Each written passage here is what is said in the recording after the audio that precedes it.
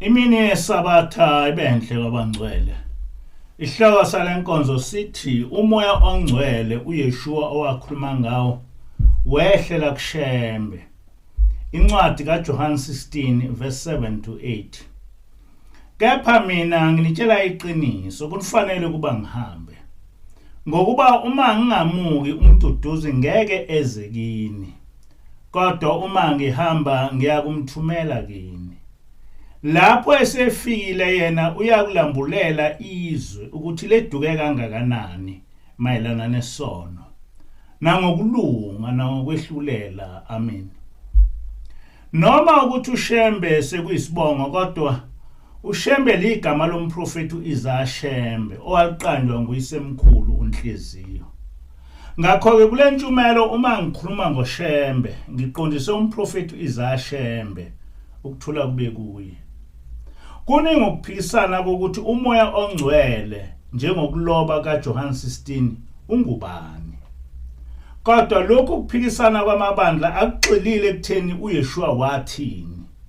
Kunalokho kugxile ekutheni ibandla lami lingifundiseni. Kodwa lapha angizukugxila ekutheni ibandla lomuntu nomuntu limfundiseni ngomoya ongcwele. Kepha ngizobheka amazwi kaYeshua njengoba wawakhuluma.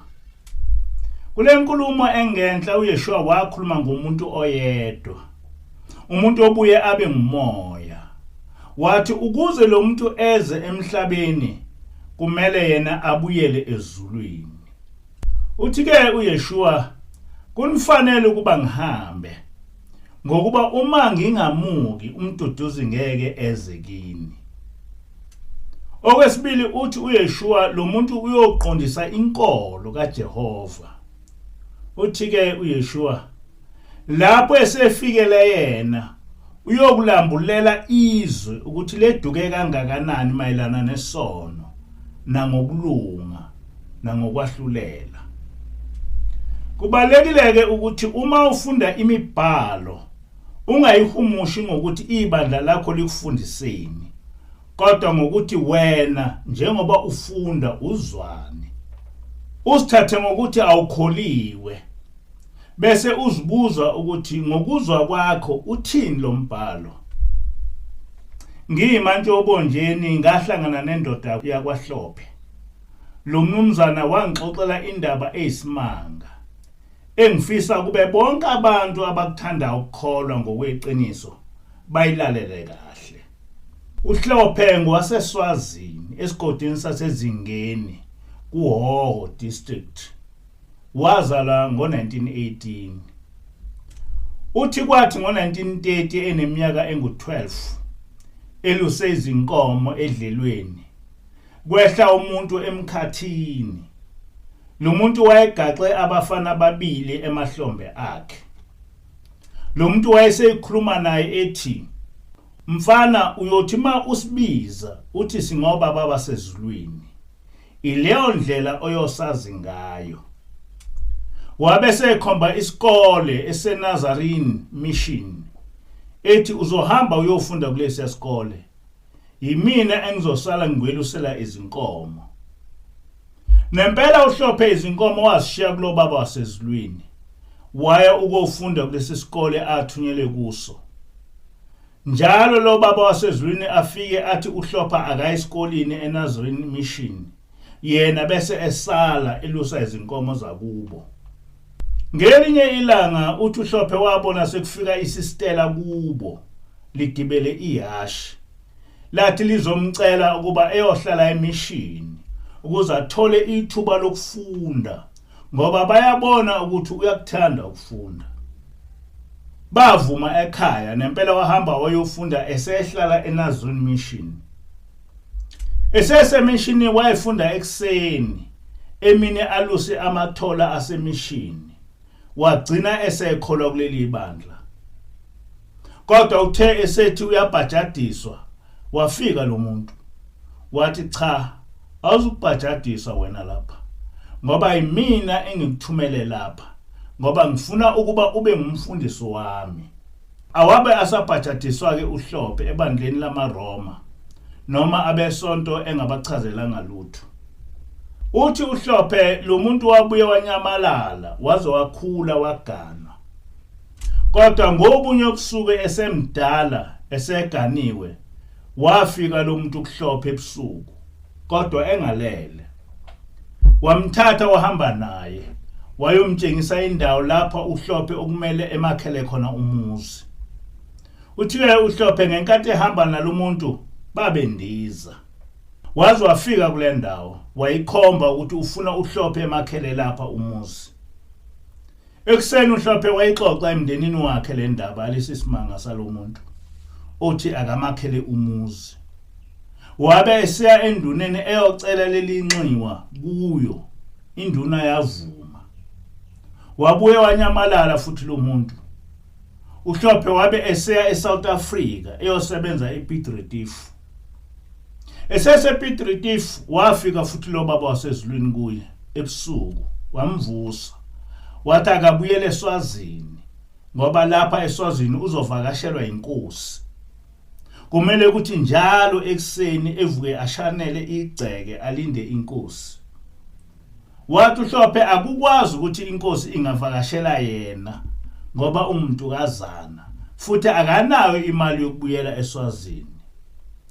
Ngale nkosi uhlophe wayicabanga inkosi usobhuza. Wabe lo muntu esemthinta kanzima emhlane sethi ngithinta kanje ukuze ungakhohlwa engikutshele khona. Lapha mthinte khona kwababhlungu sengathi ushiswa liayina. Kwasala isibazi. Nami ngasibona. Uthe uhlophe sehamba endleleni kwavele kwaqhamuka isalukazi samnika u5 shillings.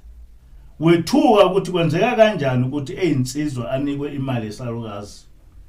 Kodwa yasheshe yabuya ingqondo ukuthi le mali ivela kulo baba oyisimangaliso wasezulwini. Uhlophe wabe esebuyela ekhaya eSwazini. Wafike wayixoxa le ndaba yokubuyiswa yilo muntu ongubaba wasezulwini. Kwase ukuthi njalo ekseni avuka shanele lonke igceke lakhe njengoba eyaliwe. Uthi-ke uhlophe ngobunye obusuku sekuhwelela likhemezela linenkungu. Wabona isithunzi somuntu eduze komzi wakhe. Wathi uma esondela wathola ngempela ukuthi ngumuntu. Wambuza lo muntu ukuthi ungubani futhi ufunani lapha ebusuku. Wabe sethi lo muntu kunomfana wakhe ohamba naye omthume kulo muzi ukuba amcelele indawo yokulala. Kodwa lo mfana abaze bambona. Ekseni uhlophe waya kuye eyombuza ukuthi ungubani futhi uze ehlwele nje uphumaphi. Wabe sethi uhlophe lo muntu abamenzele itiye. Kuthe amanzi esabila kwatholakala ukuthi izingamba zikho. Kwathi besatatazela lo muntu wavele wacaphuna emoyeni. Wabuya no5 roses usavaliwe. Wathi nazi izinkambi mnumzane Mhlophe. Besathuswa yilokho bathola nokuthi ubisi alukho. Wavele futhi lo muntu wacaphuna emoyeni. Wabuya necondensed milk ivaliwe. Wathi nalo ubisi mnumzane Mhlophe. Lento yenzeka nje abantwana ababenze itiye bakhona. Abantwana baphuma babaleka. Babiza wonke umndeni ukuba bazobona lo muntu onoyise ukuthi akusiye umuntu. Nomndeni wonke wagijima wezwa kulendlu uhlophe okuye. Nalomuntu wabona ukuthi sebeyamxwaya. Ngaleso sikhathi lo muntu wajika. Zaphela emehlweni abo lezi zingubo ezimanekineki ebezembethe. Babona esegqoke izingubo ezikhazimulayo.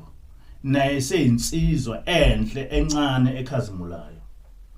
Baqala manje bonke abantu bahlehla besaba kakhulu. Babona ukuthi akusiye umuntu lo. Kwatholakala ukuthi abasakwazi ukufika nakuhlophe lo osevevezela ehamba nalo muntu. Kwase kuyacaca ukuthi le nkosi uhlophe ebelokho eyilindele nguye lo muntu. Naye uhlophe wabona ukuthi akusiye umuntu lo. Wayesesukuma lo muntu ethi Hlophe ngitshengise lonke igceke lakho.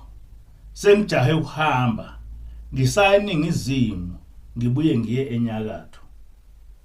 uHlophe wahamba naye emtshengisa igceke kwaba sengathi umbonisa igceke lakhe. Kuthe uma abantu bembuka lo muntu bathola ukuthi uhamba emoyeni akathinti phansi. Wavalelisa wahamba. Uthe engamamitha acishe ebeko 300 kusuka kubo wavele wanyamalala. Wahamba kwase ngathi iyakhohlakala le ndaba. Kuthe ngo1960 kwafika umbazini emzini kaHlophe ehamba edayisa obhayisikiti. Ekseni umbazini enza umthandazo wokuvuka uHlophe wabona lesihlabelelo samaNazaretha esinoshembe ubabamkhulu. Uthe uma ebona kuso ifoto lika babamkhulu wethuka kakhulu uHlophe. Wasebuza kumbazini ukuthi walithathaphi ifoto lalomuntu ngoba yena wazi ukuthi lo muntu akekho lapha emhlabeni. Wabe uHlophe semtshela konke akwaziyo ngalo baba wasezulwini. Umbazini wabe semtshela ukuthi lo ngumholi webandla lamaNazaretha kodwa wahamba emhlabeni ngo1935. Manje ibandla seliholwa indodana yakhe. Uthi-ke uHlophe ngise kule ndodana yakhe. Ngifuna ukuyibona uma kuyiyo le owayifike kimi nayo ngizoyazi nayo izongazi ngoba mhla engelusela izinkomo wayaye afike nayo. Ngenye inyanga umbazini wehla noHlophe waya emziphathe lapho kwakunomhlangano khona kukhona ubaba ilanga. Wathi uHlophe esesangweni emziphathe weza sekumemeza umuntu ethi uHlophe waseSwazini iyamfuna inkosi. Bamane baxakeka benombazini ukuthi ngubani owazi uHlophe waseSwazini. Kodwa wathi umbazini akaye uHlophe. Wafica ubaba ilanga ehlele eduze komuntu ebeke ekhanda lakhe ingubo owayemthandazela ngayo. Imbona uHlophe inkosi ilanga yasukuma yamhlangabeza yabe isithi Hlophe waya esikoleni ukufunda njengoba sakuthuma. Wathi uHlophe yebo baba ngaya. Ubaba ilanga wabe esethatha iBhayibheli elabe liphezulu kwetafula esethi akavule incwadi yamakhosi esibili isahluko sesibili kuverse 8 no 10. Wayivula wayifunda uHlophe lapho kuthi uEliya wathatha ingubo yakhe wayisonga washaya amanzi ahlukana kabili bawela bobabili emhlabathini owomileyo. Kwathi sebewelile uEliya wathi kuElisha cela engiyakwenzela khona ngingakasuswa kuwe. Wathi uElisha makuphinde kabili umoya wakho phezulu kwami. Kepha wathi ucele into elikhulu nokho uma ungibona ngisuswa kuwe kuyakuba njalo kuwe kodwa uma ungangiboni akuyukuba njalo. Emva kokufunda lencwadi inkosi ilanga yabe isithi unenhlahla Hlophe ngoba ubonile inkazimulo kaNkulunkulu. Le ngubo obethandazela ngayo isiguli wayisonga kahle wabe eseyinika uHlophe sethi kusukela manje usungumshumeli wasekuphakameni. Uyosebenzisa le ngubo ukuthandazela abantu ezweni lakini eSwazini. Ngaso leso sikhathi wathathwa uHlophe wasiwa emfuleni kobhajadiswa. Lo muzi wakuthiwa uHlophe akawakhe wafika ubaba ilanga wawuvusa imvela busha temple. uHlophe wahamba emhlabeni mhla ka29 June 1998 esengumfundisi kuleli bandla njengokusho kaBaba wasezulwini ngo1930 ukuthi uHlophe ungumfundisi wakhe. Amen. Ekuqaleni ngithele indaba ungayilaleli ngokwemfundiso yebandla lakho noma ngokwenkolo yakho kodwa ibuke ngokuwena bese ubheka incwadi engiyifunde ekuqaleni. Ekulaleleni le ndaba ungathi lo Shembe owahlangana noHlophe waye yini? Uyeshua kuJohn 16 wathi uyothuma umuntu ongumoya. Ngabe lo muntu owahlangana noHlophe kwakungumuntu ofana nathi noma kwakungumuntu ongumoya? Uma lo muntu wayengumoya wayengumoya omubi noma kwakuyidlozi noma kwakuumoya ongcwele? Uthi uYeshua umoya oyingcwele uyosivezela ukuthi seduke kanganani ngesono. Lo Shembe owabona umfundisi uhlophe nguye owabonisa ukuthi abezizwe bayasidukisa uma bethi akusona isono ungawugcina umthetho kaNkulunkulu. Uthi-ke uShembe, mesabeni uJehova zukulwane ngezizukulwane nigcine imithetho yakhe uJehova owayiloba ngenceku yakhe uMose ukuze kudumisa kwenu kwamukeleke kuThixo.